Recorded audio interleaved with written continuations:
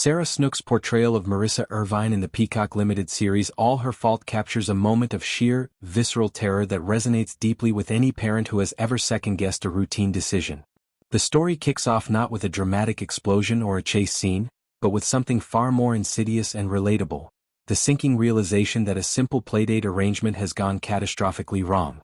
Marissa, a high-powered wealth manager juggling a demanding career and motherhood, arrives at what she believes is the correct address for her 5-year-old son Milo's playdate, only to find the house eerily empty. The phone number she was given to coordinate with the other mother turns out to be unlisted, and suddenly the world tilts on its axis. This premise isn't just a plot device, it's the emotional core of a narrative that explores the fragility of trust, the weight of maternal guilt, and the relentless scrutiny faced by working mothers in a society quick to judge. Snook, drawing from her own experiences as a mother to a 2-year-old daughter with her husband Dave Lawson, described embodying Marissa as akin to competing in the emotional Olympics. Every scene demands a raw vulnerability, as Marissa is thrust into a maelstrom of accusations, media frenzy, and self-doubt.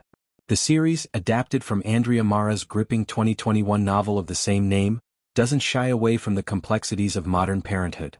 Marissa isn't portrayed as a flawless heroine. She's a woman who, in a moment of haste, agrees to the playdate via text without double-checking the details against the class parent list. Her family's nanny is out of town, and canceling a crucial work meeting feels like an unacceptable concession. This small lapse spirals into a nightmare, with Milo vanishing and Marissa becoming the prime suspect in her own child's disappearance.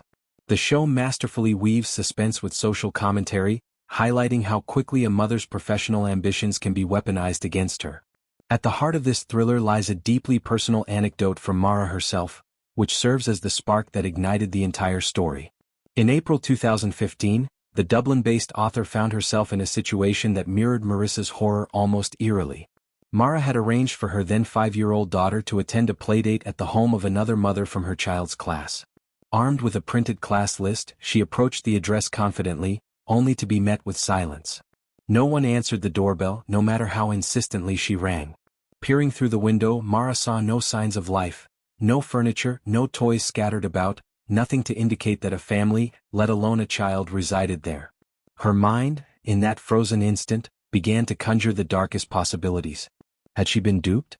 Was this the culmination of some long-conducted scheme where a seemingly normal family had infiltrated her daughter's school for months, all to orchestrate a kidnapping? The panic that gripped Mara was multifaceted, blending logical reassurances with the primal terror unique to parents of young children. She double-checked the address, confirming it matched the list in her hand. Yet the house stood vacant, a silent sentinel to her growing dread. Questions flooded her thoughts. How well did she truly know this other mother? They'd only chatted briefly at school coffee mornings, exchanging pleasantries about playground antics and lunchbox favorites. In the age before hypervigilant parenting apps and instant background checks, such interactions felt sufficient. But now, standing alone on that quiet street, Mara felt exposed. The neighborhood, once a comforting backdrop to suburban life, transformed into a labyrinth of unknowns. Every passing car seemed suspicious, every shadow in the empty windows loomed like a threat. Her heart pounded as she imagined her daughter, innocent and trusting, whisked away to some unknown fate. Just as the situation teetered on the brink of hysteria, a neighbor emerged from the adjacent house, drawn by Mara's persistent ringing. With a casual wave, the woman explained that the family had relocated just 2 streets over mere days earlier, a mundane detail lost in the shuffle of moving vans and forwarding addresses. She offered to jot down the new location, turning what could have been a tragedy into a minor mishap. 5 minutes later, Mara had her daughter safely in hand, both of them laughing off the mix-up over juice boxes and crayons. But the relief was laced with a lingering unease. Mara never voiced her fleeting suspicions to the other mother, that she'd briefly entertained visions of abduction or malice. It was the kind of thought too raw, too irrational, to share with someone you'd only met twice over lukewarm coffee. Yet, that brush with panic planted a seed, one that would blossom into All Her Fault, a tale that amplifies a momentary lapse into a full-blown crisis. In the series, this real-life kernel expands into a labyrinthine plot where Marissa's error isn't so easily rectified. Upon arriving at the wrong house, she's greeted by Esther, an elderly woman played with disarming warmth by Linda Cropper. Esther, who has no connection to the playdate, invites Marissa inside with a pot of tea and a puzzled smile, eager to unravel the confusion.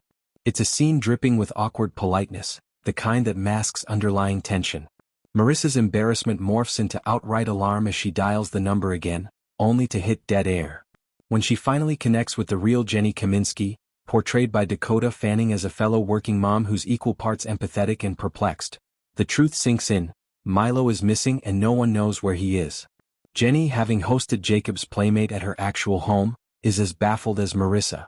The two women, bonded by the shared grind of school runs and board meetings, piece together the fragmented texts, realizing an autocorrect glitch or a malicious prank might be at play.